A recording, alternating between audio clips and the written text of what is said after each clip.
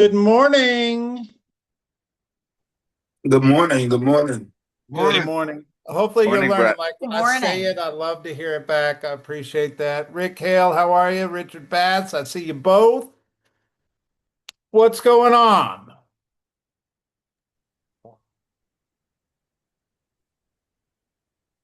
I can't hear you, Rick. Richard, are you okay? It Okay. got awkward for a second. All right. Good morning, guys. Good morning. All right. Let's jump in. Sorry about that. That's all good. Operating All in right. Atlanta for the last week and a half as I became a grandfather. So You're discombobulated, is what you're saying. yeah, I've just got to reconnect down here. Everything's different on Marco Island. All Everything's right. different in South Florida and better. It is. Well, ironically, I'm in Portugal right now, and so it's like 1 in the afternoon here. But we are committed to industry update. Let's go. So Let's March go. 16th, Broward County single family, 786 active status changes. Looks like it tapered down just slightly. But we put 206 under contract and 153 pending. So one of my questions as we're going through these stats today is this mortgage rate climbed last week from 6.14 up to 6.41. So I don't know if I'd consider that a significant climb, but I think there were probably some people that were holding out on that five number, and we're moving away a little bit from the five temporarily. Certainly think this is an effect of the global situations going on around the world, certainly with oil and the complexity of how they price our mortgage rates. But one of my questions is, are we seeing it affect the market at all? I'm not sure yet, maybe next week, but there certainly was a little bit of a downturn in pendings and under contract. I know spring break is certainly an annoyance in traffic, but I don't know if it necessarily affects the numbers very much. Somebody talk to me just kind of overall before I go through the rest of these stats. Are we hearing anybody talking about interest rates? Are we hearing in any slowdown as a result of spring break? What's kind of the feeling in the marketplace?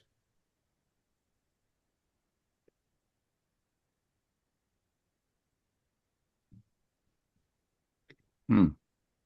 Yeah, Brett, my gut tells me that the media is talking about it more than anybody, Okay. and that might create more of a lag effect. I think in the next week or so, we'll have a better feel for what's happening with the buyers out there. I mean, this is still a great interest rate, but it certainly moved up from where we were 2 weeks ago, right? Or even 3 weeks ago when we were on here with a 5.9. Um, I don't think I don't think it's going to slow demand down, to be honest, because of the spring market. But that's just my crystal ball feeling. Anyway, let's keep going. So 206 under contract, 153 pending, 206 closed out in the last 7 days. I was really happy with the closing number the week before, because it was just a little bit of an anomaly, right? Like it was the second week or first full week of March. Normally we have our big month or our big week at the end of the month. And so maybe that we just had a big week here and a little bit slower week here. We'll see. I mean, 206 comparatively, if you take out the previous 2 weeks, was quite a bit more than we had been seeing all month long. So just comparison here. In the condo market, Broward County 995. We had 113 go under contract and 131 pending. So I certainly see a little slowdown here with 148 closed out in the last 7 days. It's still a strong number if you look back a couple of weeks here, right? So we're still moving product, and it may just been a lull week, right? If I jump down to Miami-Dade, we had 772 in the active status changes for single family, 171. So ironically, that's the largest number it's been year to date in Miami-Dade for single family, and 204 went pending and 218 closed out. So not totally seeing the same story in Miami-Dade that I saw in Broward and single family. And then the Miami-Dade condos, 1,007 active status changes, 97 went under contract, and 178 pending. So still pretty strong. And then 178 closed out. So Broward, little bit different story than Miami-Dade. Miami-Dade seems to be a little bit stronger right now. And then if I jump down to Palm Beach, Palm Beach had 792 active status changes for single family, 231 went under contract, and 106 went pending. So I'm seeing the same kind of numbers in Palm Beach that we saw in Broward, with 244 closed. And then on the condos, Palm Beach, 730 active status, 119 went under contract, and 81 pending, with 155 closed out. Natalie, you got your hand up. Yeah, hi. I don't know if this is too niche, but I was going to tell you I have one kid in Broward and one kid in Dade, and my Broward kids are off on vacation and my Dade aren't. And I am seeing that, like, thank God, because me with kids, families are out. They're skiing, I'm going to Disney. So I do think that maybe that's why you're seeing Miami-Dade still. I like all of my people from Broward tried to close last week because they were all leaving. No, I think Um, that's very real. so Makes perfect yeah, I know sense. Frankie texted me, and I'm pretty sure she's in Broward. She's still on her cruise with her kids. Uh, felt exactly. text me she's missing this call, which I appreciate. And Uh, also, Brett, I think that you saw that apt uptick. I hadn't realized it until this call because I did have two of my closings ask me to do it last week because they were leaving. So you probably had a lot of the people that had to close this week or next week doing it other weeks. So anyway, just yeah, they were mom probably update. pushing closings up Yes. for the spring breaks, right? Mhm. Yeah. Good context. Anybody else? What are you feeling? What are you seeing?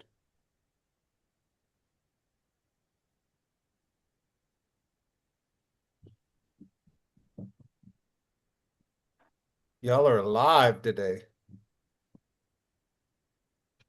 All right. Well, anyway, as we said, um, the rate went up to 6.4. I still like the 15-year rate. If you're in the median price point market, the FHAs and the VAs are still in the fives. So these are still great rates for those median price points, and the jumbo is at 6.6, which in my opinion is still a great rate for a jumbo loan. So we'll leave it there. All right, so I find this fascinating article real quick because we keep talking about homes.com and what's changing with homes.com. And apparently, there's a big investor, D.E. Shaw, that owns a significant percentage of CoStar, the parent company. And they're very upset. And obviously, there's corporate fighting going on in their boardroom. Um, but what a couple things I learned on here. One is this D.E. Shaw also owns big chunks of like Zillow and some of the other competitors to Homes.com, which is fascinating. But the other thing I learned on here is they are looping Homes.com with Apartments.com in how they are calculating their statistics. So obviously, I think Apartments.com is a very strong product for CoStar, and they are not as pleased with the results of homes.com. So putting them together makes them look better, I guess. I don't know. It was kind of fascinating. The only reason I bring this up is I know a lot of our agents are participating with homes.com, and I'm hearing good results from homes.com. And I'm also hearing, we've talked on here before about how the statistics are showing that the Realtor.com and Realtor.com leads is on an increase. So if you're somebody that does pay for leads or any kind of internet lead generation, I'm speaking to you because this is part of our business these days is buying leads from the realtors and the Zillows and paying for the placement on homes.com, which is really a your listing, your lead platform, just to keep you in the loop. Any other thoughts on this article, guys? It was just a FYI kind of an article.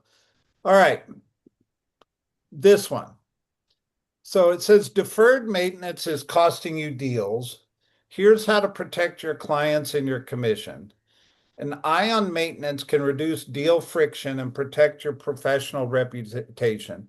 We were in a real estate market where cash is king, multiple offers, and inspections were not as prominent in the buying process or not as weighted in the buying process in years past, where they're probably heavier weighted in the buying process today than they were 3 years ago.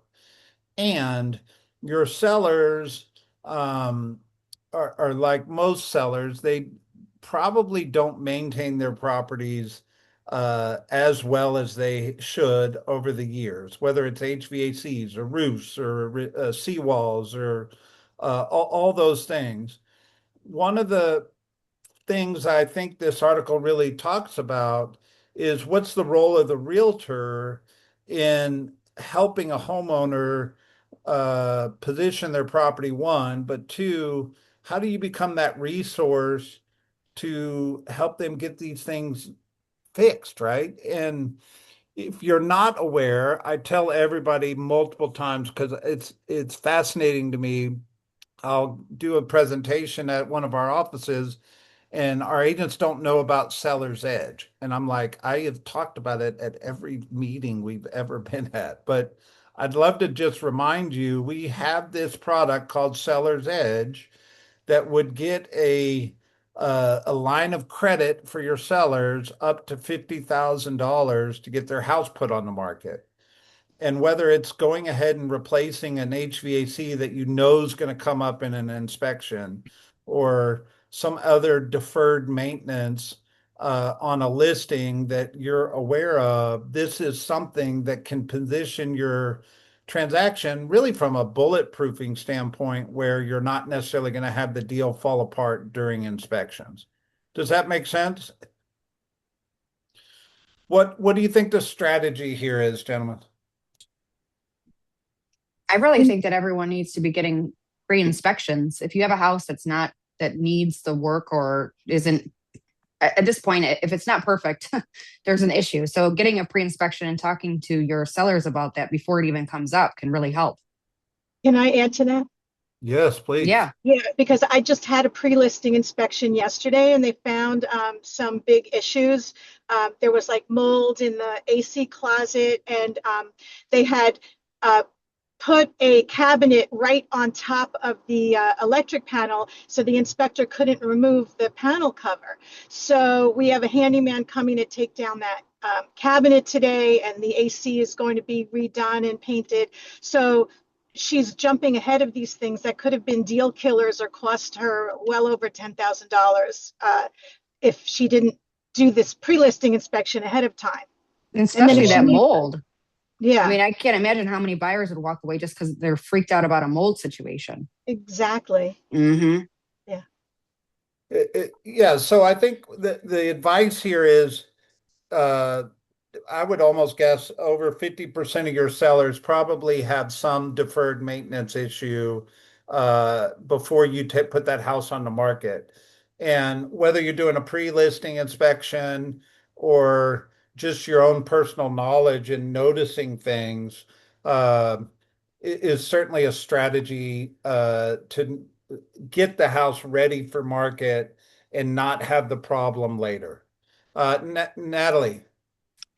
Yeah, just to add on that, like I've found that these buyers are coming in a lot more savvy than they used to. They're coming in with all the questions. what's the age of this, the roof, the AC, the water heater. They're asking all the questions. So the more answers that you're giving to these prospective buyers that are positive, is the higher chances you're going to be getting offers. Because when you're saying like, well, the roof is this and the AC is this, the more of those things, I feel like they just like are turned off and they're not interested because it's too many things that they have to think about doing right off the bat. So, it's true that pre-inspection can really help with that, and it'll save the sellers more money because getting that stuff done ahead of time, you're going to be on the market less time, you're going to be taking less off your list price, just because I feel like the more things that are not needing to be done straight out of the gate for these homes, the quicker you're going to get under contract. And it really especially helps when you don't have necessarily updated kitchen and bathrooms, but that roof new, the AC's new, the windows are done, and you have like a lot of those main big ticket items done. People are more interested in maybe adding on, the fun stuff is what I call it. Oh, you'll get to design your kitchen. Like that's the more fun thing to spend all your money on versus the roof. You know what I mean? 100%. Yeah. Yeah, and to piggyback on that, Brett, that's a great segue to say, why not just type that up yourself into ChatGPT or Gemini, print it out, and bring it on your listing appointment and explain this is exactly why the pre-listing inspection is so necessary, because they are coming to us with these questions already. And One of the use, things that I say to them is, if it costs you, when they give me pushback, I go, look, if it costs you $100 to fix something, the buyer takes $1,000 off the price. So it's much better if you do it first. Joy nailed it. Buyers overestimate the cost. And I think the fear of losing property has shifted in this market, and it's become more fear of making a bad decision. That's why there was an article not long ago that we covered that really spoke to that exact reality, that more deals were being canceled because they're scrutinizing inspection reports. And it's you've got to be able to show them the ROI on bringing their house, not even just up to standard, but the top competitive status. All right. Any other thoughts? Yeah, do we There's have no- time for one more? Yeah. I'm rehearsing this with my coach because you do get a lot of pushback. So my suggestion to you guys is script practice it and know how to do it, because I do think that it's a game changer when you can present a property with already an inspection report, and you will have less cancellations, but presenting it to sellers is tricky. So just practice. I love that. Natalie, I think we don't practice enough. In scripts and role play is certainly a skill set that, or a skill set development strategy that we should do more of in all our offices. If we're going to have, increased agent intelligence, whatever you want to call it, these prompts that we just learned over the last couple of weeks or last week or so, in comparing these CMAs, not only can you speak it, then you look at it and leave it with the client or the seller. There's just, it's not even an argument anymore. It's so obvious what happens there in the, and you can pull that prompt into some kind of PDF so it looks nice on the chart. On the flip side of the coin, for agents that are representing buyers are getting spooked because they are looking for this information online, and then they're super analyzing the inspection reports. The dialogue with the buyers is that we're looking for major repairs, and set the expectations on the buy side that many of these older homes things will pop up. Almost every home in Florida has some level of mold somewhere around the AC or some level of wood destroying organisms. So on the flip side of the coin with the buyers, it's important to have the dialogue and set the expectations that we are going to find something, but we're looking for major repairs. That's something that we stress to a lot of buyers, because otherwise you end up having buyers canceling the contracts, exactly like you're reading on the media. Dan, I'm just sitting here thinking as you're talking, I would venture to say a lot of buyers are uploading an inspection report to AI and asking AI for advice. All day. We're doing the same thing. We're doing the same thing to get ahead of it. And then we go through the report, going over the major items, and we'll pad it a little bit to address some of the minor things. Negotiating inspection reports is so critical in keeping the deal together with the buyers. Yeah. Mhm. All I All have right. to say is I wish all my buyers came with an agent like Dan because I have seen deals fall through because I don't have a Dan on the other side. So yes, Thank you, Natalie. It's a skill you're set, welcome. right? All right, next article, how the open house provides a moment of truth for consumers. First impressions. One thing this article is going deep into is it's actually talking about how the people walking into your open house, their perception of you. Is the host attentive? Is the table clean? Is the menu clear? They're talking about like what a perception is when somebody walks into a restaurant. They're saying the same principle applies to open houses. The property might be stunning, but if the agent is disorganized, distracted, or absent from the process, the consumer's confidence starts eroding before they reach the living room. Um, and it really just talks about how do you take your open house skills and make it a professional experience. Because I'm telling you, I got a text 2 days ago, somebody that double-ended a transaction from an open house. And it was a multi-million-dollar deal. And I think there's an art to being a professional at an open house that sets yourself apart. And I would venture to say more than 50% of the people walking in the door are unrepresented. So it is a first impression of you with a live shot to gain a client. And this article is not so much about what to do at an open house, but how to do it. The first 5 minutes where trust is won or lost. The agency disclosure, the conversation that can't be optional, flow, knowledge, and presence, being the expert in the room. Just some thoughts on open house being professional. What do you think? Rick, you don't have to raise your hand, sir. I just want to make sure I don't step on anybody. It's become very participatory, which, by the way, we love. It's really fun when you guys turn on your camera and engage. The thing that I did a few things early in my career, or figured out a few things. One is I quit asking if they have a realtor. Instead, I asked, can I get the name of your realtor so that I can let them know you came by? They may want to do a little research on your behalf. And if they can't espouse the name quickly, then you know they don't have one. I just learned that they'll often mislead you by saying they do just so they don't have to engage with the idea of being sold. But if you ask who their realtor is, they'll quickly reveal. If they can't say it, they probably don't have it. The other thing I recommend is making sure that you have 20 or more listed opportunities that have uniqueness that your particular property may not. And instead of being the traditional typical realtor that says, "Hey, why don't we get together, do a consulting? I'll put you in this auto drip. I'll go research the market." Instead, have immediate real-time feedback that inspires them to believe that you're the market expert. If they obviously aren't buying the one you're in, obviously, job one, it would be great to sell the house you're in. But if that's not it, if you could wave a wand, what would you do differently, as one example?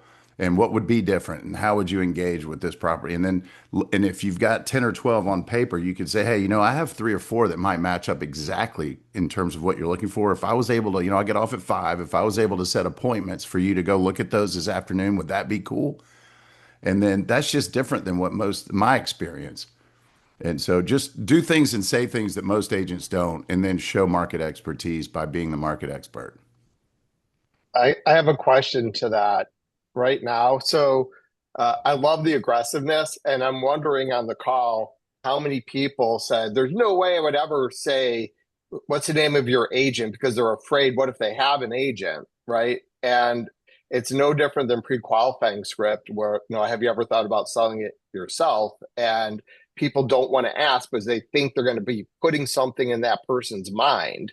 And I think, I don't know if it was Natalie or whoever said it about, yeah, we do need to role play more and we do need to practice these things because with the confidence comes your attractiveness to the client. So thank you for bringing that up, Rick. I never heard that one before. You're welcome. And the other thing is I kind of act surprised if they don't name one. I go, oh, okay. I don't know if you know, but 90% of, all the buyers are represented in our market area because expertise really pays dividends. So you plant the seed that you could be their person immediately. And I thought everyone did. It's kind of one of those. And if like it's just a position, really you just want to get to the second and third question because they usually shut down at the first moment if you don't come across with a sincere, again, element of authenticity. All right, Natalie, Vicky, then Dan.